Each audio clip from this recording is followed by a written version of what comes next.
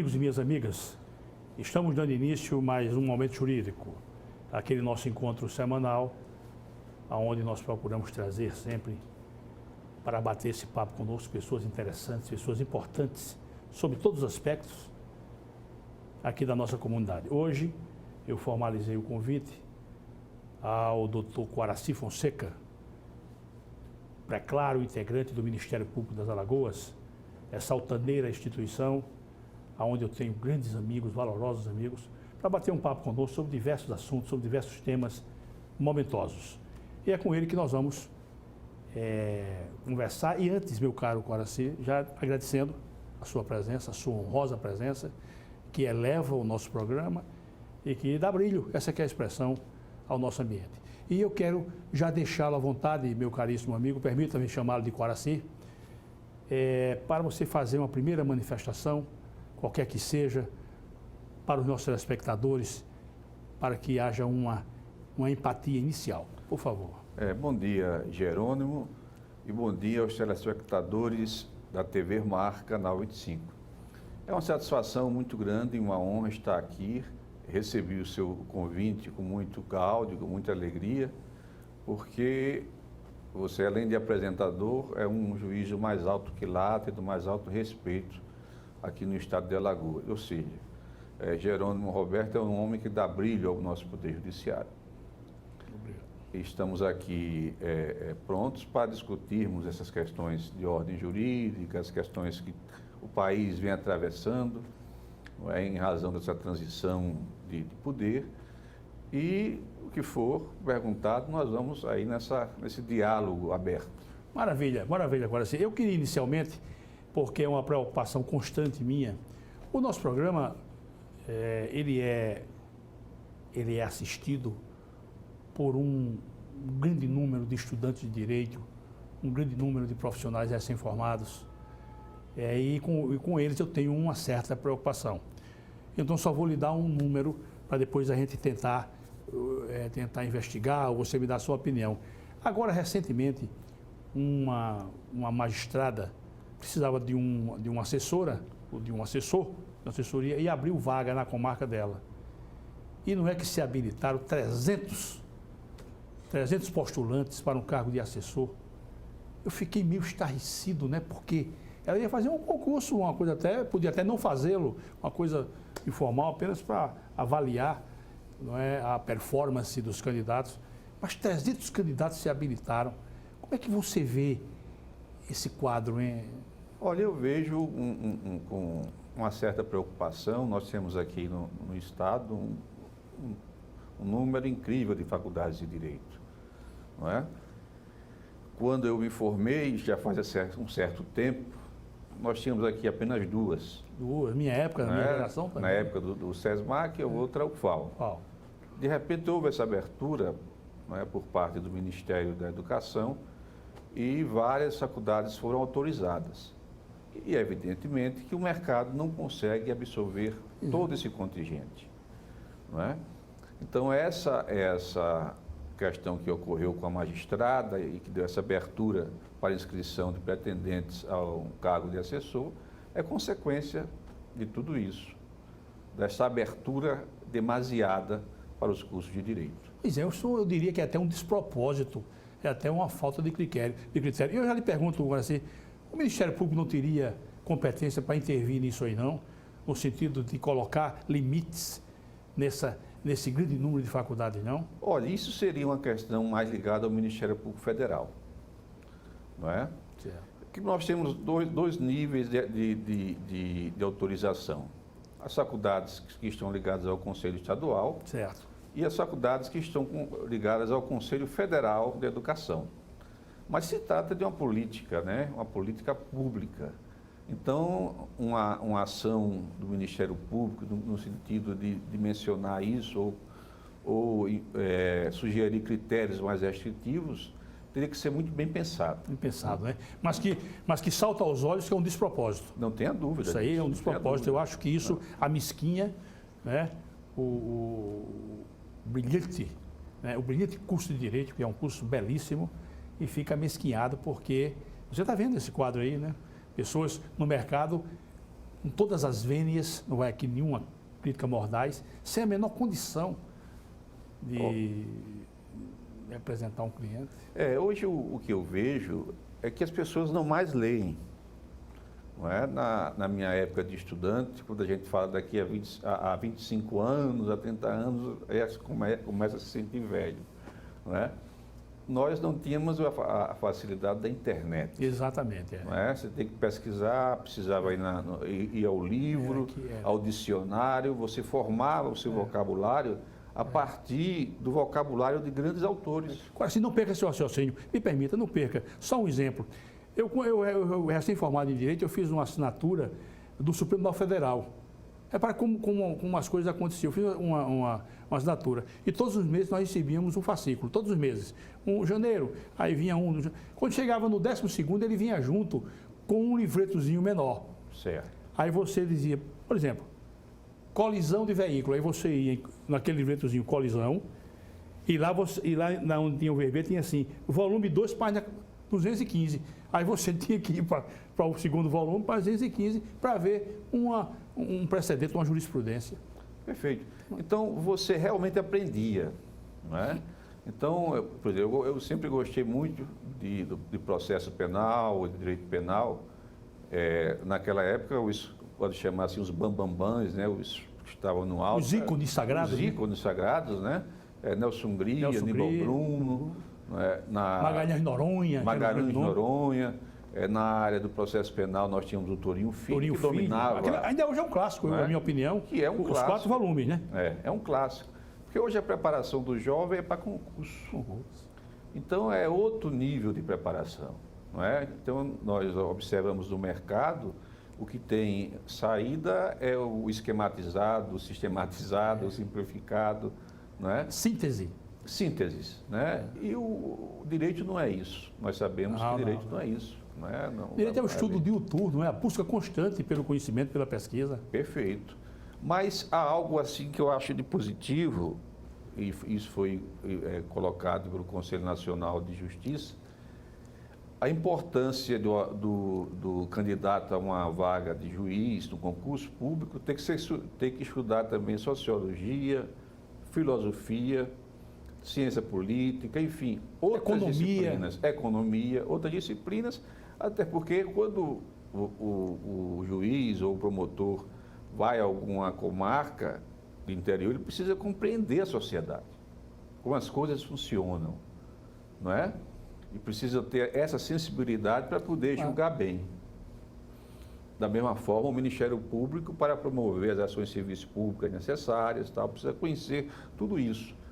E o sistematizado, eu não estou aqui fazendo nenhuma crítica aos autores que facilitam a vida dos estudantes para o aprendizado para o concurso, não nos dá, entendeu, esse conhecimento que eu acho fundamental.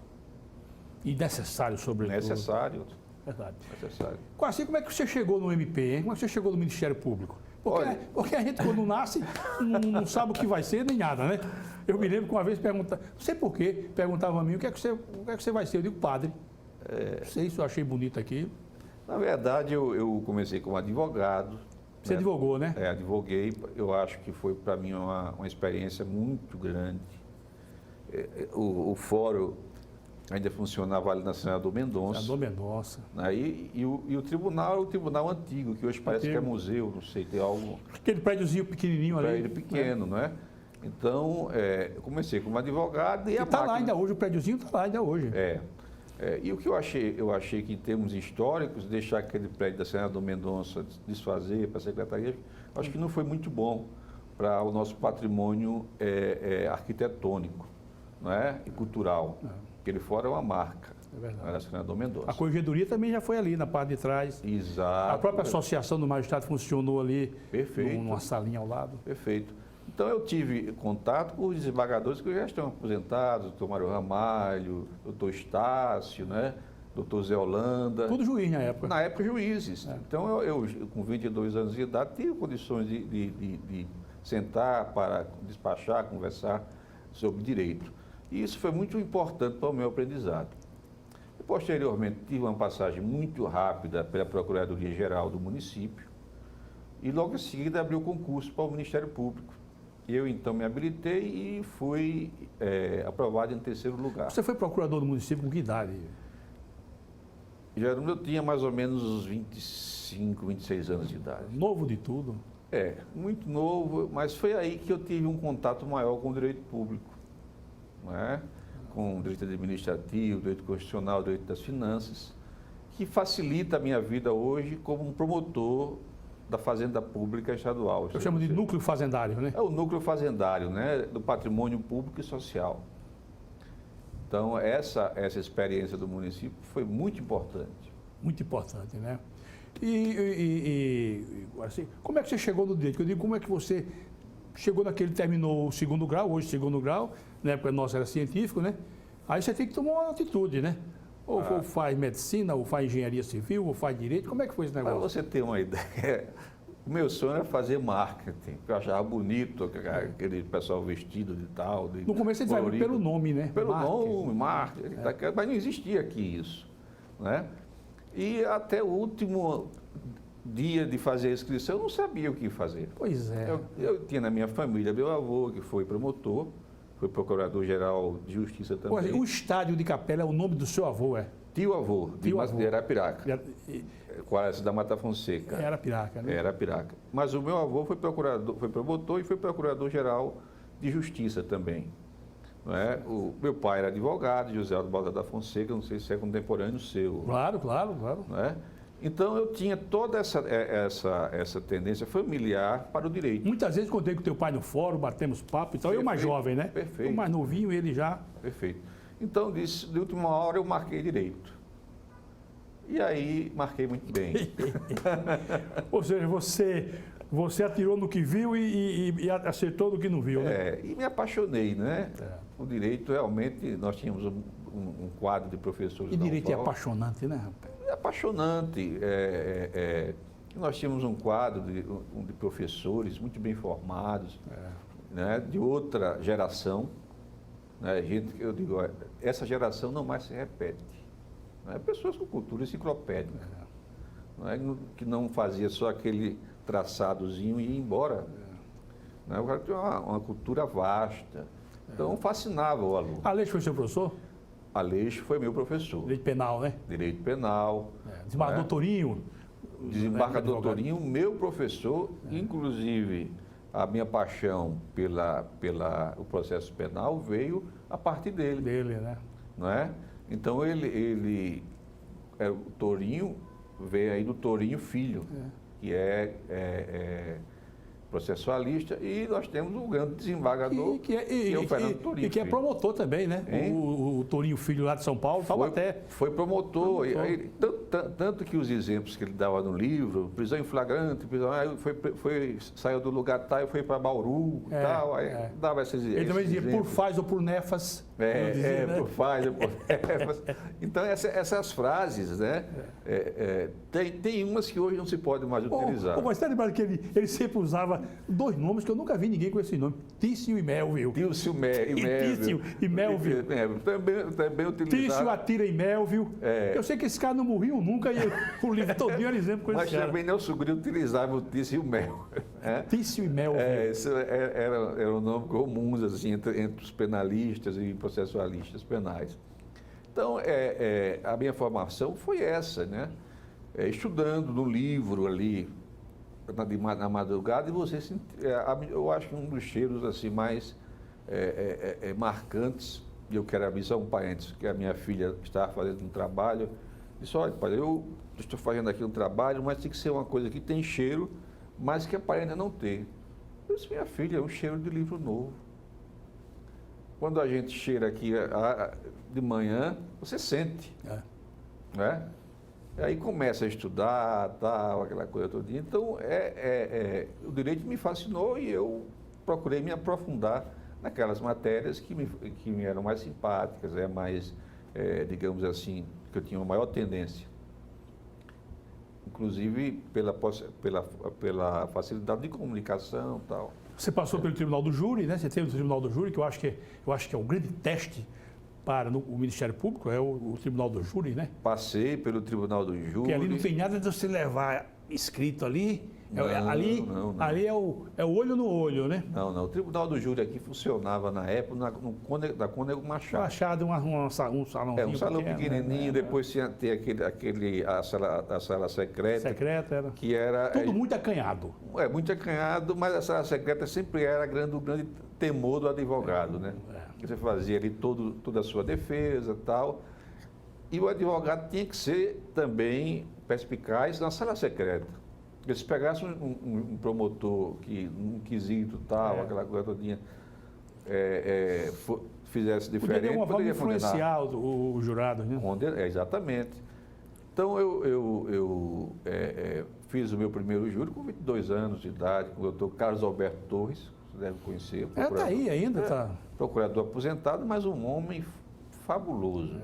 Ele é lá da Água Branca, eu fui juiz em Água Branca. Eu cito sempre um exemplo dele, num caso rumoroso aqui, em que o júri eu perdi por 4-3 e apelei no tribunal, fiz o pré-questionamento e tal. E ele, como promotor de justiça, mostrou que existia uma nulidade favorável ao réu. Eu achei aquilo fabuloso. Quer dizer, ele não é promotor de acusação. De acusação. Não é? Hoje se chama fiscal do ordenamento jurídico, antigamente fiscal da lei. Né? E isso me deixou realmente assim, rapaz, esse cara faz a acusação e traz um elemento favorável ao cliente. Então, ele deu uma dimensão do Ministério Público pós-1988. Aliás, quem pontificou isso em nosso país, tenho certeza que você vai se alegrar quando eu disser o nome dele, que é uma figura até meio esquecidona. Quem pontificou isso, de ter a grandeza de pedir a absolvição do réu em pleno tribunal do júri, foi Roberto Lira. Roberto Lira. Que ganhou a alcunha de o príncipe dos promotores de justiça. Roberto Lira foi um grande promotor, né? Um grande promotor de justiça. Eu li um livro dele chamado Sociologia Criminal. Não sei se você já teve essa obra nas suas mãos. Eu tinha de Roberto Lira quase tudo. Sociologia Criminal. Mas continue, amigo, não quero... Outro promotor também muito famoso à época era Cordeiro Guerra. Guerra. Chegou a ser ministro do Supremo Tribunal Federal. Não é? E tudo era o chamado Salão dos Passos Perdidos. Que era justamente o salão que antecedia o Tribunal do Júri do Rio de Janeiro. Eu li uma obra com esse nome, com certeza você leu, que é do Evandro Lins e Silva. O Salão dos Passos Perdidos. Só um parentezinho. E morreu miseravelmente, né? Um homem daquela estatura. Uma queda, né? Uma queda, rapaz. Não tinha um motorista, que já tinha uma idade avançada, não tinha um motorista para ir buscá-lo no aeroporto. Foi receber uma comenda no Rio. Quando desceu no Galeão, sozinho tropeçou e caiu, teve um trauma de crânio e morreu, né, rapaz? Evandro Lins tem a defesa tem a palavra. A palavra é do caso do... Não, é o caso do Doc Street, Doc Street e Ângela Diniz. Matou a Ângela Diniz. Então, foi um crime passional. E do outro lado, tinha um grande advogado que era o Evaristo de Moraes Filho. Né? Em relação a esse, eu tive a oportunidade de conhecer e travar uma amizade. Ele esteve aqui como um Paranin, foi patrono da minha turma. Daí então nós saímos aqui para visitar aqui Alagoas, algumas... E morreu precocemente? Morreu precocemente. Ele tinha 60 anos quando morreu? Eu acho que tinha mais um pouquinho. Tinha, né? Para mim ele tinha morrido com 56 anos, não? Não sei. Foi advogado de presos políticos memoráveis aqui. Foi e mandou alguns livros para mim e tal. Inclusive o primeiro habeas corpus em defesa da liberdade religiosa. Né? Que o Ministério Público pegou muito forte, não sei se foi, acho que em São Paulo, ele foi contratado e fez um habeas corpus belíssimo. E foi vitorioso. Assim, para a gente não perder tempo, porque nós temos muita coisa aqui para conversar. Certo. Você lançou, muito recentemente, lições de direitos fundamentais. Os direitos sociais na Berlinda.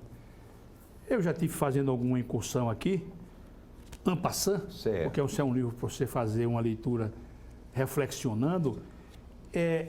A origem desse livro é o seu curso de mestrado em Portugal. Em Portugal, uma parte. Uma parte. Como é que foi isso? Vamos conversar sobre isso. Veja bem, eu há muito tempo sempre tive um posicionamento, quando eu terminei a minha dissertação, busquei um posicionamento europeu acerca das questões ligadas à saúde, não é? E da própria judicialização das questões sociais. Por quê? Porque eu estava na Europa. O orientador era europeu, é português, a minha orientadora e tal. E surgiu a seguinte questão: eu disse, professor, eu preciso fazer uma pesquisa de campo. Olha, existe uma hiperlitigação no Brasil, né? Muitas ações na área de saúde. Eu gostaria de saber quantas ações nós podemos encontrar aqui, nós poderíamos encontrar num foro aqui de Portugal. Você não vai encontrar nenhuma. Aceita aí, isso acabou agora o meu trabalho. Nenhuma ação sobre questões de saúde? Nada, absolutamente nada, porque o governo atua, não é? Então, você tem um tratamento no hospital público de Portugal VIP. Você passa por qualquer problema, dependendo do seu problema, por uma junta médica em menos de 2 horas. É o Conselho Nacional de Saúde. É mais ou menos parecido com o nosso sistema em termos de gratuidade, universalidade, né? Mas lá eles pagam todo mundo paga, né? Umas taxas moderadoras. Sim, são taxas mínimas. Miúdas mais paga, né? Para evitar que o indivíduo vá desnecessariamente ao hospital. Mas o Serviço de Saúde, o Serviço Nacional de Saúde português, funciona muito bem. Não faz vergonha, né? Não faz vergonha. E Portugal não é a federação, não é? É um país unitário. Então foi uma experiência marcante. Então eu peguei toda a parte histórica da minha dissertação, certo, de mestrado, que aí não precisa entrar na questão da comparação de leis e tal, né? E o restante eu concluí aqui no Brasil, acho que 8 ou 9 meses, que a gente lê, depois apaga, relê e tal, e é um processo de criação, não é fácil. E outra coisa, um livro nunca termina, né? Nunca termina. Você nunca vai terminar essa obra aqui? Não. Você sempre tem alguma coisa a acrescentar, uma coisa nova, um insight. O importante das suas leituras é que, nesses momentos, surgem ideias que você não sabe de onde vem. Você aqui levanta uma questão que eu fiz questão de colocar em evidência, porque isso aqui é um mundo. Você diz aqui, a obra pontua também a análise dos custos dos direitos. Isso hoje é um problema sério no país, cujos subsídios teóricos foram colhidos na doutrina norte-americana. E os sistemas de saúde pública brasileiro e português são avaliados a partir das constituições e das normas subalternas, na busca de pontos de contatos e peculiaridades dos sistemas, esforço que resultou profícuo para os desenvolvimentos ulteriores. Essa questão dos custos de direito... Você se debruçou sobre essa questão? Me debrucei, uma obra muito importante, chamada Os Custos de Direito. Eu obtive esta obra em espanhol, não é? Também leio um pouco em inglês, mas espanhol flui mais rápido. Então, ele demonstra que todo direito tem custo. Só, para o indivíduo não ser torturado, que é um direito de primeira geração, né? O Estado gasta uma fortuna em aparelhagem, em quadro técnico, para descobrir quem praticou determinado crime. Isso é um custo. Quanto se gasta para o indivíduo exercer o direito ao sufrágio nas eleições? Isso é um custo. Então, ele mostra que tanto os direitos sociais quanto os direitos fundamentais têm custos. Uns mais, outros menos. Mas, por essa questão de custos, se pode fazer uma diferenciação. O Guaraci, é muito interessante. Essa obra, ela é direcionada para qual público? Olha, eu direcionei essa obra aos estudantes. Não é? Ela traz assim mostra todo o percurso dos direitos humanos até os direitos fundamentais. Eu acho que a parte histórica está muito bem construída, para mostrar o quanto sangue, suor e lágrimas, né, tivemos neste período todo até chegarmos a este momento civilizatório. Então, o livro mostra tudo isso. Né? Os movimentos sociais, as evoluções da Europa, tal, e mudanças de regime, enfim. Até chegarmos à Constituição Alemã de 1949, que não consta no seu texto direitos sociais. Eles extraem da cláusula ou do princípio da dignidade da pessoa humana os direitos sociais. Se espraia, né? Todos eles a partir da dignidade da pessoa humana. Né? Eu queria uma consideração sua, meu caríssimo, com relação a um outro segmento aqui que eu estava observando, e isso me deixa realmente em perplexidade com o nosso meio. Certo. Você diz aqui, o movimento francês teve consequências mais profundas na Europa continental, com a edição de documento político de notória importância para a humanidade, a Declaração dos Direitos Humanos do Homem e do Cidadão, de 1789. Aí você para e se reporta para esse documento.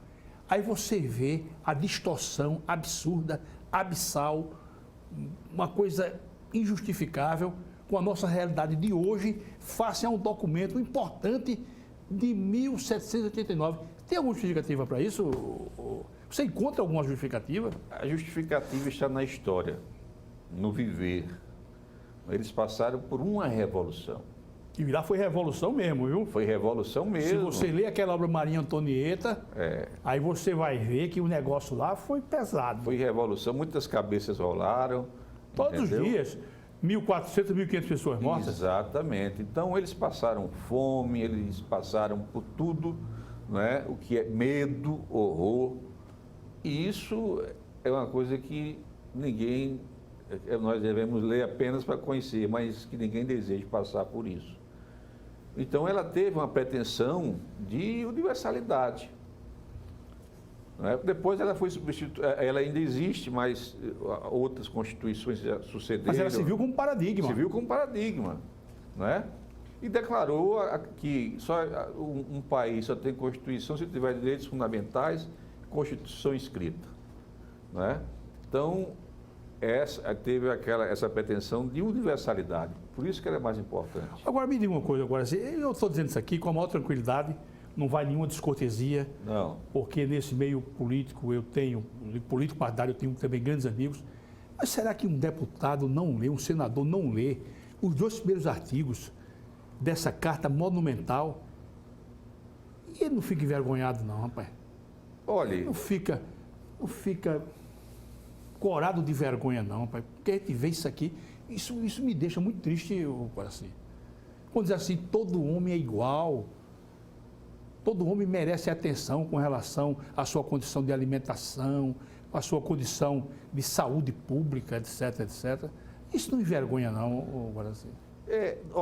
Nós somos... A expressão que eu estou usando é essa. Não, eu sei.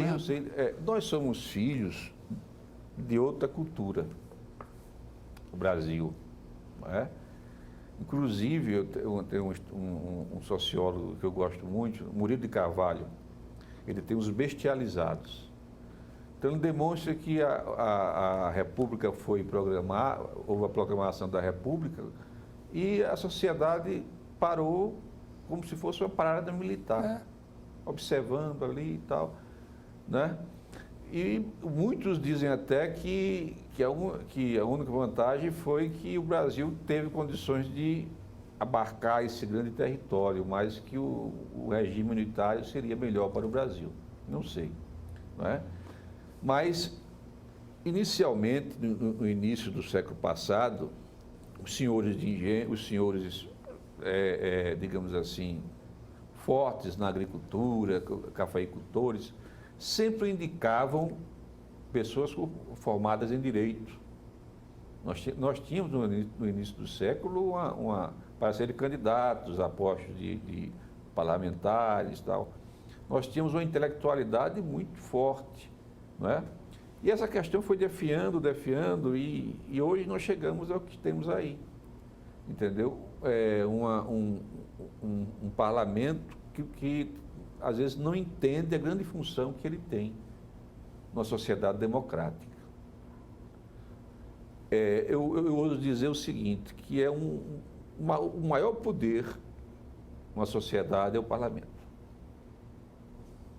Quando exercido de forma serena, não é? E de forma madura.